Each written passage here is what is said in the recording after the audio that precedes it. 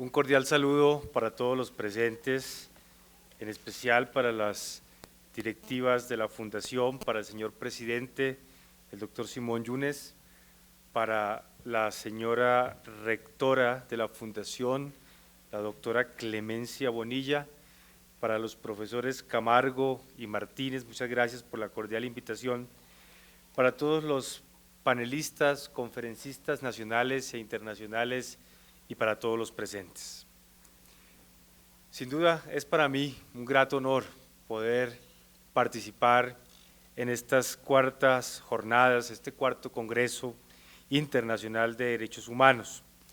Y he sido invitado para charlar con ustedes sobre un tema muy concreto, que es el de la persecución penal en contextos transicionales o en contextos de justicia transicional. Esta intervención la voy a dividir en tres partes.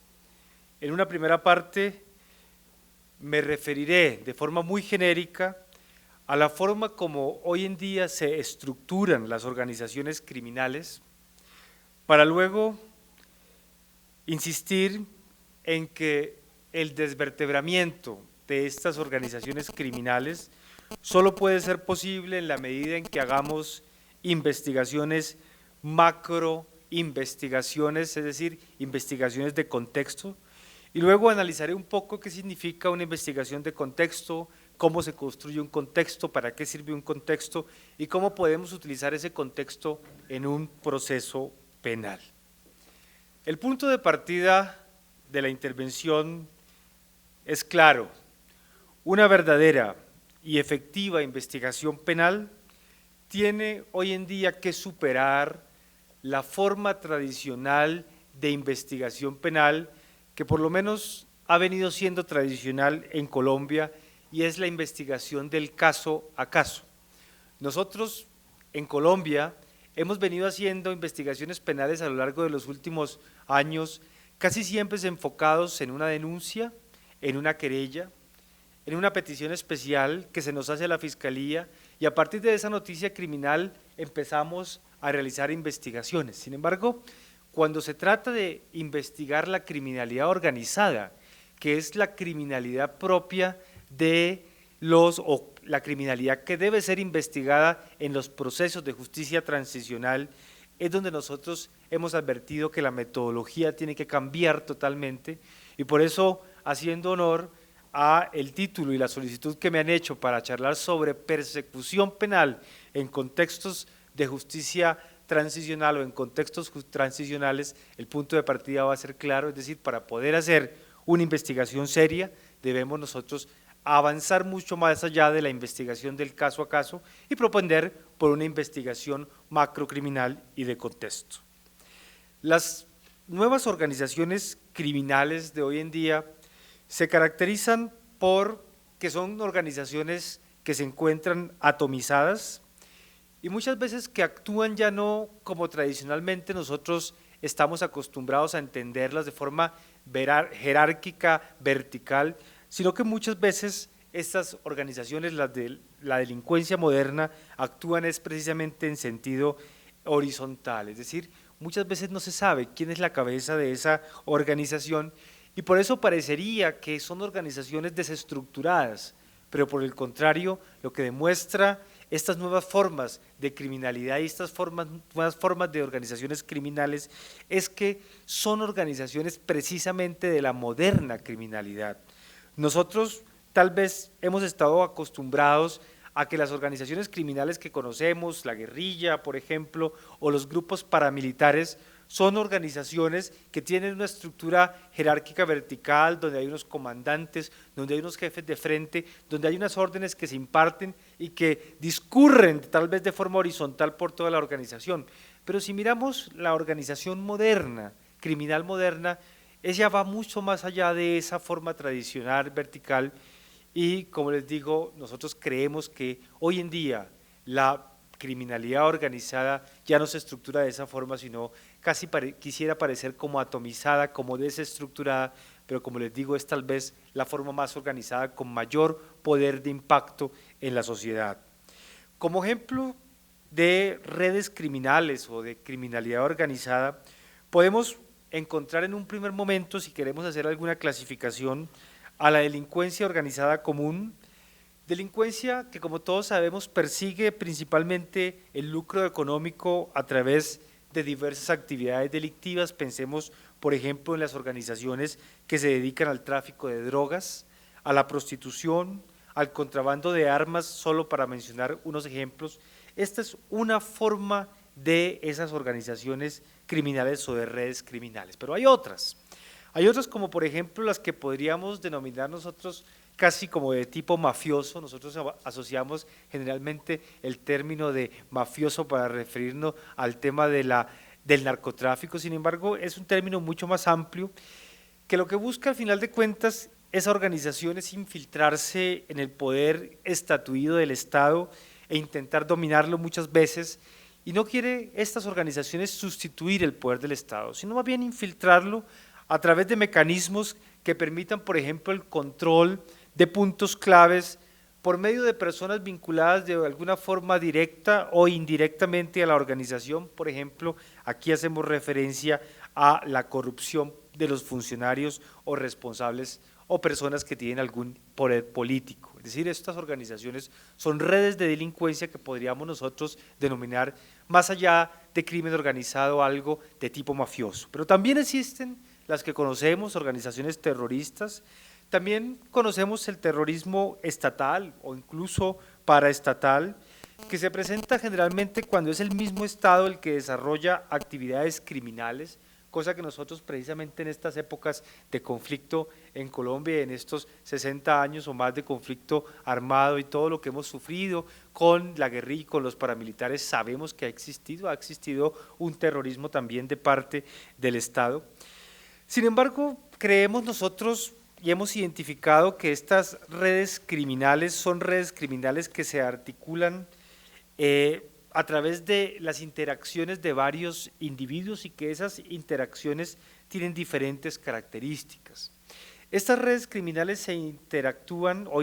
entre ellas, por ejemplo, a través de el aparato militar. Muchas de ellas tienen aparatos militares que ejercen violencia y coerción. Otras interacciones son eminentemente de carácter político, como sabemos, algunas de estas organizaciones interactúan políticamente, y otras tienen una interacción económica y financiera. Sabemos todo el fenómeno económico y financiero que ha estado detrás de todas las organizaciones criminales que nosotros hemos venido conociendo en Colombia y que se da a nivel mundial. Una red criminal generalmente puede ser responsable de la comisión de una pluralidad de delitos, y esos delitos que cometen esas redes criminales deben ser evaluados de una forma diferente, como les decía, a la persecución individual. Deben ser evaluados en contexto.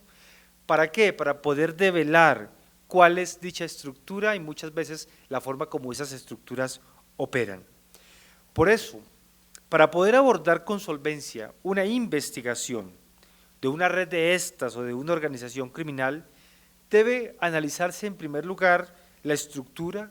los vínculos, las relaciones, la forma como esa organización se ha desarrollado, y este análisis debe hacerse de forma global, con proyección hacia cada uno de los sectores que puedan resultar afectados, partiendo del contexto y de las relaciones que existan entre los diferentes individuos y grupos que conforman, por ejemplo, esa red. Por eso es que al final de cuentas, para que estas investigaciones sean exitosas, hay que fijar claramente cuáles son los hechos delictivos, fijar claramente cuáles pueden ser los agentes, y esto incluso para impedir que estas organizaciones cometan delitos hacia el futuro. Es decir, aquí lo que implica esta forma moderna de criminalidad es que se investigue con otra metodología, que se investigue con una metodología que ya no vaya del caso individual a lo general, sino que vaya de lo general a lo particular. Entonces el investigador, el fiscal, el juez, deben tener siempre una visión abierta e integral, una visión más amplia que la propia configuración del crimen concreto, pues el crimen concreto siempre es generalmente una consecuencia de la actividad de una gran estructura. por lo que es esta, la estructura, la que debe ser descubierta, y esto es lo que yo les decía, implica un análisis de lo general a lo particular. El análisis de las dinámicas será sin duda fundamental, al igual que el de las relaciones o estados de poder interno y de representación dentro del grupo, es decir, nosotros tenemos que analizar los grupos, entenderlos, cómo funcionan, cómo están estructurados, quiénes son sus agentes, sus cabecillas, quiénes son sus representantes para poder avanzar de mejor forma en una investigación. De esta forma, el operador judicial debe clasificar a todos los agentes que integran una estructura criminal, ordenándolos y discriminándolos para poder generar lo que llamaríamos modelos y representaciones gráficas que permitan caracterizar la propia red sistemáticamente, cómo funciona, cuál es el modus operandi de esa red. Por eso ustedes se habrán dado cuenta que las grandes investigaciones, las investigaciones que tardan años, que tardan meses, son investigaciones generalmente que se suelen poner en lo que nosotros llamábamos en el argot investigativo sábanas de investigación, es decir, si ustedes entran a los despachos de algunos fiscales van a encontrar que ellos tienen unos papeles blancos grandes donde hay unas personas, donde se establecen unas relaciones y esto es lo que nosotros creemos debe ser el punto de partida para una correcta investigación, para la persecución penal de verdad de estas grandes organizaciones armadas, generalmente al margen de la ley y que por supuesto son las que desestabilizan y son las que tenemos que investigar en procesos de justicia transicional. Este tipo de investigación tiene al final de cuentas un gran objetivo y es el de establecer cuáles son los patrones de criminalidad, es decir, cuál es el conjunto de actividades, los medios logísticos, los medios de comunicación, el modus operandi delictivo de la organización, de todos y cada uno de los cuales vamos a poder extraer conclusiones respecto a la estructura, composición, integrantes de los diversos niveles de mando, de la coordinación y el control efectivo de la organización. Es decir, determinar cuál es el patrón de la criminalidad ayuda a establecer el grado de responsabilidad penal de sus integrantes y hace parte fundamental de la construcción del contexto. Es importante que veamos cómo hemos aprendido nosotros en Colombia a investigar patrones de macrocriminalidad. Creo que la experiencia más importante la hemos tenido nosotros en el proceso de justicia y paz. Ustedes saben, un proceso que ha avanzado en Colombia desde el año 2005. Hoy, 8 años después, yo creo que nosotros hemos identificado y hemos aprendido mucho de cómo debemos investigar grandes estructuras. Creo que en eso la Fiscalía General de la Nación y en concreto la Unidad de Fiscales Delegados para la Justicia y la Paz ha sido de verdad pionera en este tipo de investigación y hoy estamos avanzando ya que buscando que ese tipo de investigación de contexto sea una investigación que se replique en todas las investigaciones de la Fiscalía, porque como nosotros hemos querido transmitir mucho a la sociedad colombiana,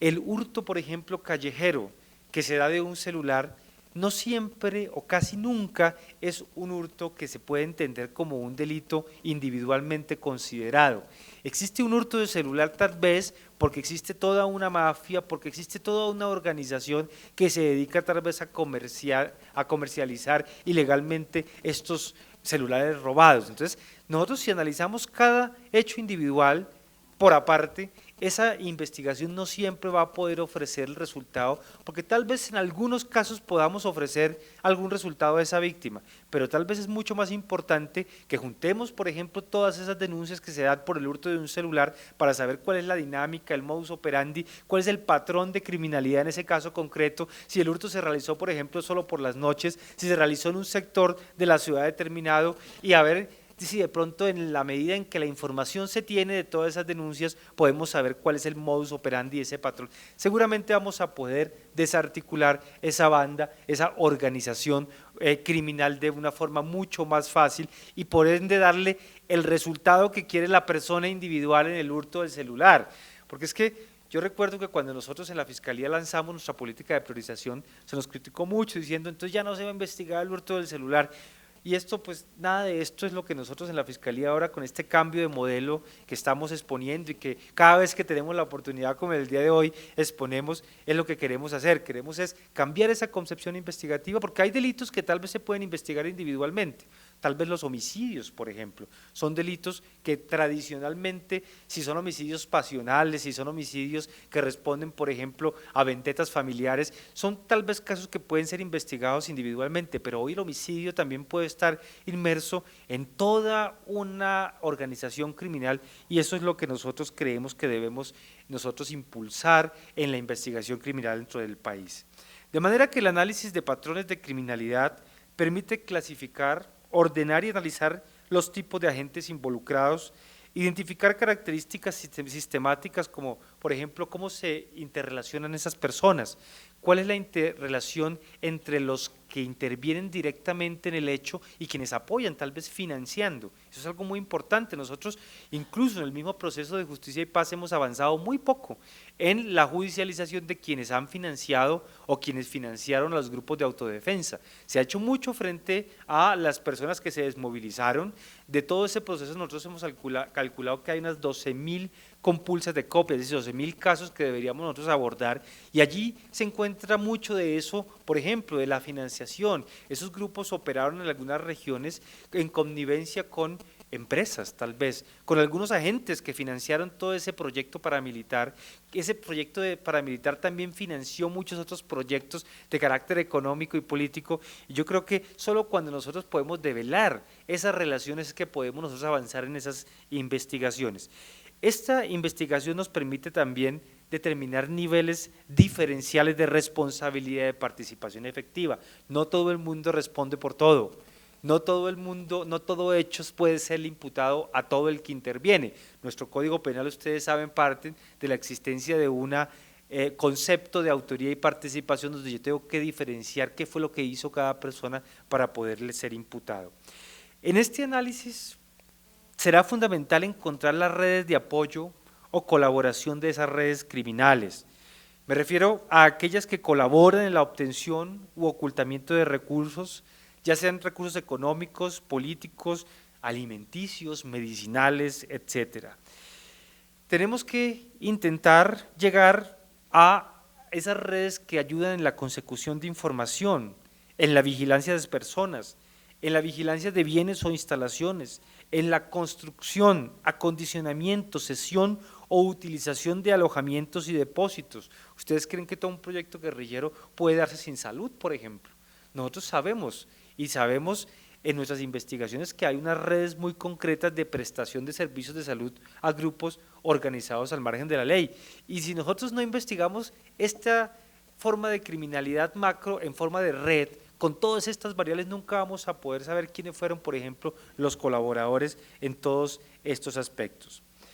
Teniendo claros entonces cómo funcionan las organizaciones criminales, es necesario que en escenarios de justicia transicional se realicen investigaciones de contexto. Y esas investigaciones de contexto tienen dos características o pueden dividirse en dos grandes series, digámoslo así. Unas investigaciones de macrocontexto y unas investigaciones que llamaríamos microcontextos. ¿Qué son los macrocontextos? Es donde se devela, por ejemplo, lo que ya hemos venido advirtiendo, los elementos de orden político, económico, histórico y social de una región determinada. Es decir, por ejemplo, si nosotros nos proponemos a estudiar la criminalidad que se da en una región concreta del país, pensemos en la región del Urabá, una región tan afectada, seguramente nosotros tenemos que empezar por estudiar cuál ha sido el desarrollo económico de esa región, si ha habido, en qué se ha basado para saber cuáles sean las empresas que han estado tal vez en esa parte en el Urabá, cuáles son las formas de control político, de dominación política que han existido en esa región, cuál es la historia misma de esa región, cómo está conformada esa región, cuáles son las etnias, por ejemplo, que conforman esa región, cuáles son los problemas sociales de esta región. Y todo eso nos lleva a que logremos una descripción más clara de lo que es la organización criminal. Entonces sabremos, por ejemplo, cuál es el origen, cuál es la conformación, de qué personas, con qué características y con qué perfiles conforman esa organización, cuáles son las zonas de influencia, cuál es el organigrama, cuáles son las redes de apoyo, la financiación, es decir, una información muy genérica que llamamos nosotros macrocontexto, que nos sirve para avanzar en la investigación del caso individual. Y el segundo nivel de análisis es el nivel del microcontexto, que está formado ya por algo más concreto, que son las situaciones, entendiendo por situaciones no un caso, sino tal vez un universo de casos que nosotros entendemos tienen una misma dinámica, unos mismos patrones criminales. Y eso es lo que hace la Corte Penal Internacional. La Corte Penal Internacional, cuando ya decide que va a abrir una investigación oficial, es porque ha comprobado que existe una situación, es decir, que existe una serie de casos, que existe unos contextos delictivos muy claros, unos patrones criminales muy claros, que ya en nuestra opinión conforman lo que nosotros llamaríamos un microcontexto. Pero para realizar este tipo de investigaciones resultan indispensables valernos de todo lo que tengamos, de todo lo que sea a nuestro alcance, no solo de fuentes primarias. Las fuentes primarias para nosotros pues son los expedientes procesales, las entrevistas de los funcionarios de policía judicial, el trabajo de campo, sino que también nosotros nos valemos, y esto es muy importante porque esto se había perdido mucho en la investigación en Colombia, y es que tenemos que valernos también de unas fuentes secundarias, por ejemplo, la prensa, también la bibliografía académica, los informes de las organizaciones no gubernamentales, etcétera. Aquí hay organizaciones en Colombia, gubernamentales y no gubernamentales, que hacen unos trabajos muy importantes, muy serios, que son trabajos desprevenidos, que son al final de cuentas los más importantes para identificar aquellas cosas de los contextos que tal vez no están en los procesos. Nosotros vemos que muchas veces los procesos, los expedientes, son el resultado de una hipótesis de un fiscal que dice: a mí me parece que a esta persona la mataron de esta forma y por estos motivos, y centra toda la investigación en esa hipótesis delictiva que el fiscal, en su arbitrio, pero también en su sana conciencia y racionalidad, cree que pudo pasar. Y resulta que cuando uno compara y contrasta esas hipótesis con todo lo que se ha investigado, por ejemplo, socialmente, sociológicamente, los estudios sociológicos de organizaciones, se da uno cuenta que tal vez esa hipótesis puede ser solo una de 200 hipótesis que se pueden manejar frente a un caso concreto. Nosotros, cuando llegamos a la Fiscalía General de la Nación con el fiscal general Eduardo Montealegre, ustedes habrán escuchado, creamos una nueva unidad que se llama la Unidad de Análisis y Contexto. El director de la unidad va a hablar aquí con ustedes en estos días. Sin embargo, lo que nosotros quisimos allí fue, en la medida de lo posible, no tener abogados, en la medida de lo posible no tener penalistas, sino en la medida de lo posible tener personas con una formación multidisciplinaria, con una formación genérica, con una formación, por ejemplo, en áreas sociales del pensamiento, en sociología, en filosofía, en antropología, en matemáticas, en estadística, en filosofía, que nos ayudaran a entender cómo ha funcionado la criminalidad en los últimos años en Colombia. Como les digo, son fuentes entonces no solo primarias, sino también secundarias, las que nos van a permitir llegar a o aproximarnos de una forma diferente a este nuevo modelo de investigación.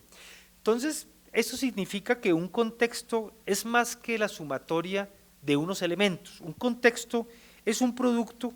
que implica una constante confrontación entre fuentes primarias y secundarias. Yo confronto lo que está en el expediente con lo que tal vez nos ha dicho, por ejemplo, una ONG en un estudio muy juicioso que ha tomado varios años y que ha tomado o que ha utilizado metodologías científicas modernas. Yo les quiero contar una experiencia que hemos tenido muy interesante en materia de reclutamiento ilícito de menores. Nosotros hemos venido trabajando en materia contextual de forma diferente en reclutamiento ilícito de menores, logramos unos resultados en la Fiscalía hasta ahora desconocidos en Colombia, y resulta que nos encontramos con un trabajo muy importante de una periodista,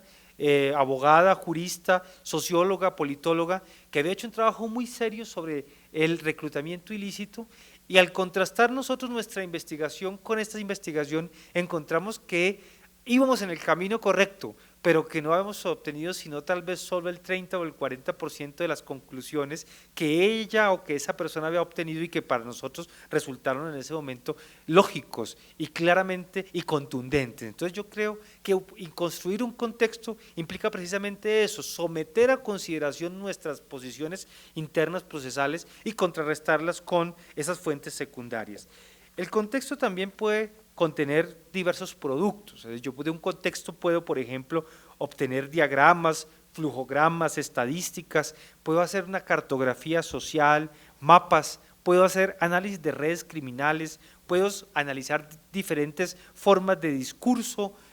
teórico de las organizaciones criminales, porque muchas de nuestras organizaciones criminales tienen unos discursos teóricos, podemos establecer cuáles son los perfiles criminales, podemos incluso tener hasta videos, y todos estos productos no solo sirven para la investigación de las situaciones, de los microcontextos que salgan de ese gran contexto, sino que incluso esa información puede nutrir investigaciones en muchos otros niveles que se estén realizando por muchas otras cosas en la misma entidad. Como les digo, esto es lo que hemos venido haciendo nosotros en la Fiscalía en este año y medio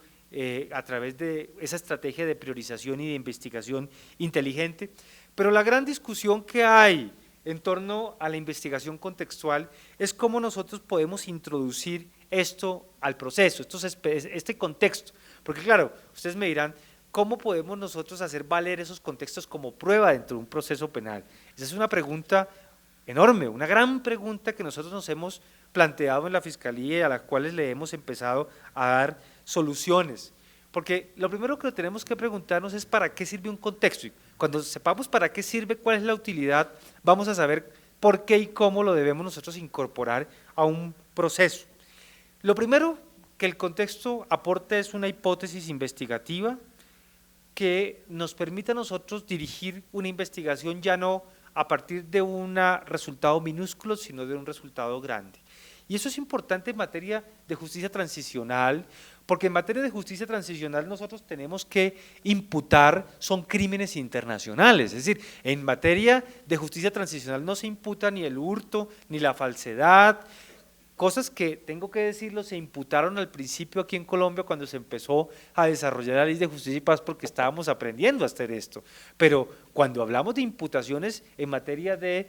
justicia transicional tenemos que pensar son imputaciones de grandes crímenes, de crímenes internacionales, de delitos de lesa humanidad, de crímenes, por ejemplo, de guerra, etcétera, etcétera, del crimen de genocidio. ¿Cómo podemos imputar? Y el macrocontexto, si lo hemos construido un contexto, nos va a permitir hacer lo que la dogmática penal moderna dice que debemos hacer en este tipo de crímenes, que es un ejercicio de doble imputación. Si ustedes miran, por ejemplo, el delito o el crimen de lesa humanidad, se dice que es un ataque generalizado y sistemático contra la población civil y después se describen en el Estatuto de Roma una serie de conductas individuales que si se han realizado de forma sistemática y generalizada permitirían hablar de un delito de lesa humanidad. Por eso nosotros en la Fiscalía somos sumamente cuidadosos al hablar de delitos de lesa humanidad, porque el discurso tradicional del delito de lesa humanidad es un crimen grave, que nos parece grave, y como nos parece grave, para que no prescriba lo declaramos delito de lesa humanidad y terminamos diciendo que los abortos en la Caracas, que son crímenes gravísimos, son crímenes de lesa humanidad, cuando eso por supuesto todos sabemos que no pueden ser o en teoría no deberían ser, porque eso tiene unas características. Entonces si nosotros sabemos, por ejemplo, de qué o cómo estaba construida esa estructura criminal, vamos a poder saber si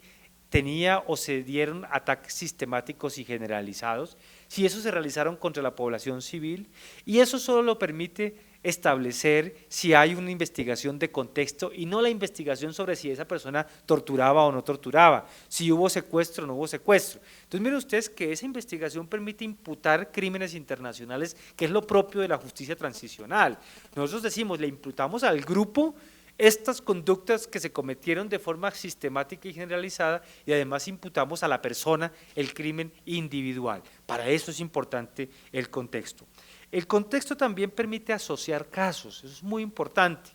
Les voy a contar una experiencia que tuvimos nosotros en la Fiscalía y con la cual nosotros nos inauguramos y empezamos a pensar estos temas, y fue la discusión sobre la famosa banda de los Pascuales, que supuestamente actúa aquí en el norte de la capital del país, al norte de Bogotá. Cuando empezamos a investigar algunas denuncias que nos ponían por esta banda denominada Los Pascuales, nos encontramos que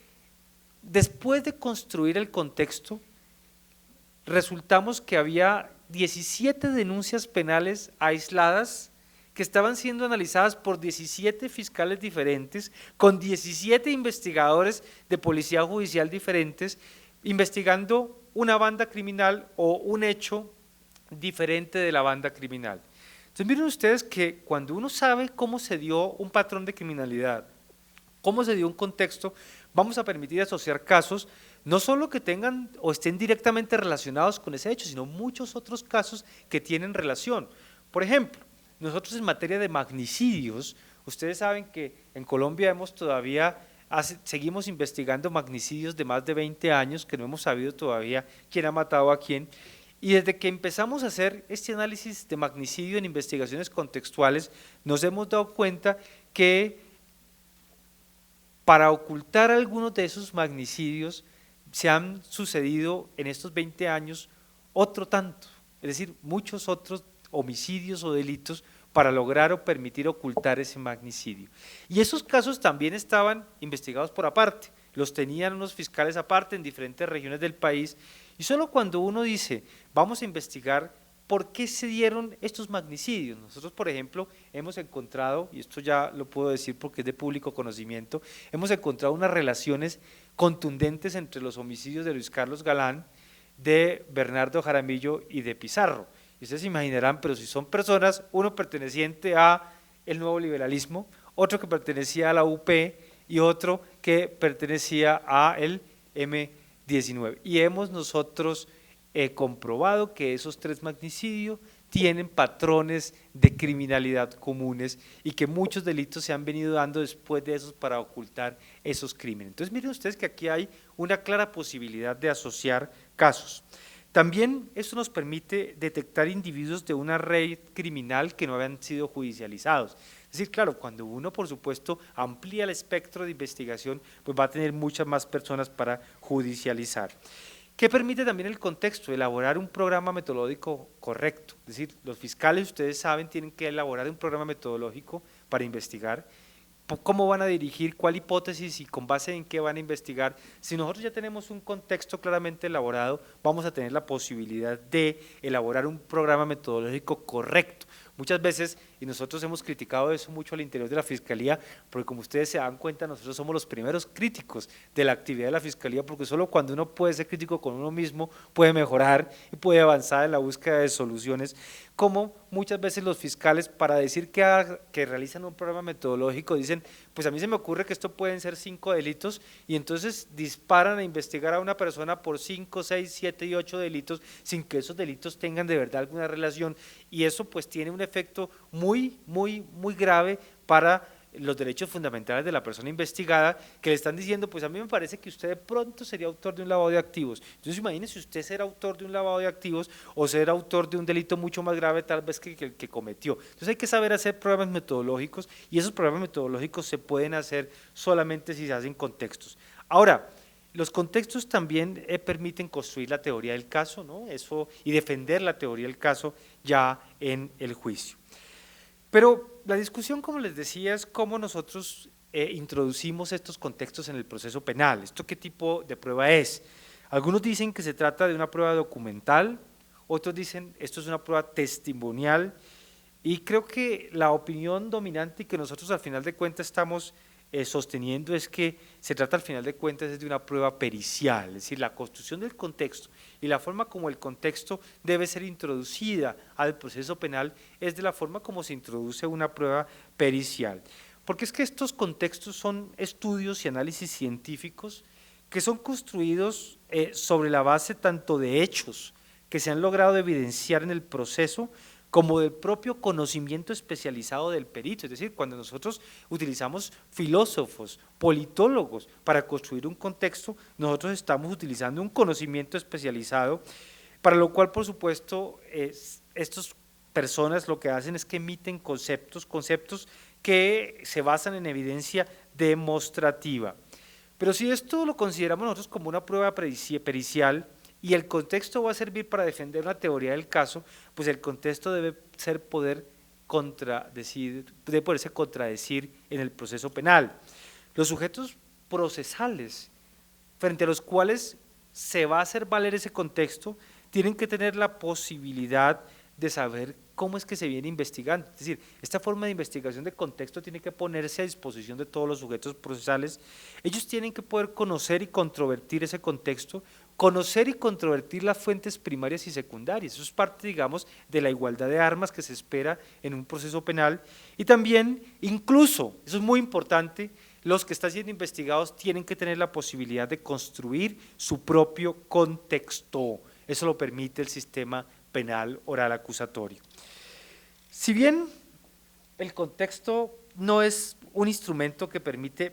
per se probar una responsabilidad penal del individuo, sí creemos nosotros que el contexto permite construir indicios de responsabilidad. Y cuando hablamos de indicios de responsabilidad hablamos de una prueba. Es que la prueba del indicio es una prueba que tradicionalmente nosotros no manejamos en el derecho penal y creemos que un indicio es como una sospecha. Es que me contaron que por eso creo que hay un indicio. Resulta que el indicio es una prueba que, como todos sabemos, tiene una estructura de un silogismo donde hay un hecho indicador, un hecho indicado. Es decir, hay algo que nosotros sí podemos lograr probar como indicio de responsabilidad a través del contexto y, por supuesto, ya después nos va a permitir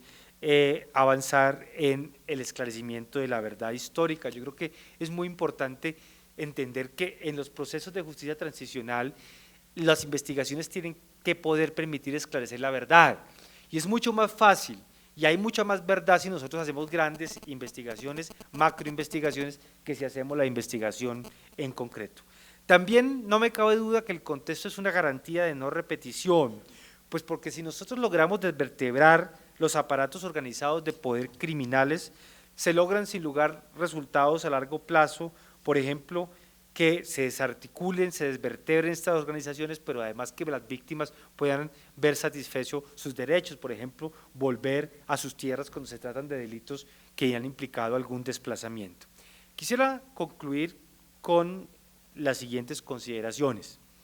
La investigación en contexto, entonces, no solo permite garantizar la efectiva realización del derecho a la verdad de las víctimas, a quienes se les descubre todo el escenario que desencadenó esa estructura criminal, ese modus operandi delictivo, sino que además, y también de igual importancia, permite identificar modelos de criminalidad para así evitar que se sigan expandiendo y que se vuelvan a repetir. Solo si nosotros sabemos cómo actúan los criminales, vamos a poder evitar que esas formas de criminalidad se repitan. Por ejemplo, nosotros las investigaciones que estamos teniendo por desfalcos en el sistema financiero son estrategias sumamente modernas, elaboradas, que no se sabían cómo eran, que no se sabían cómo, por ejemplo, se podría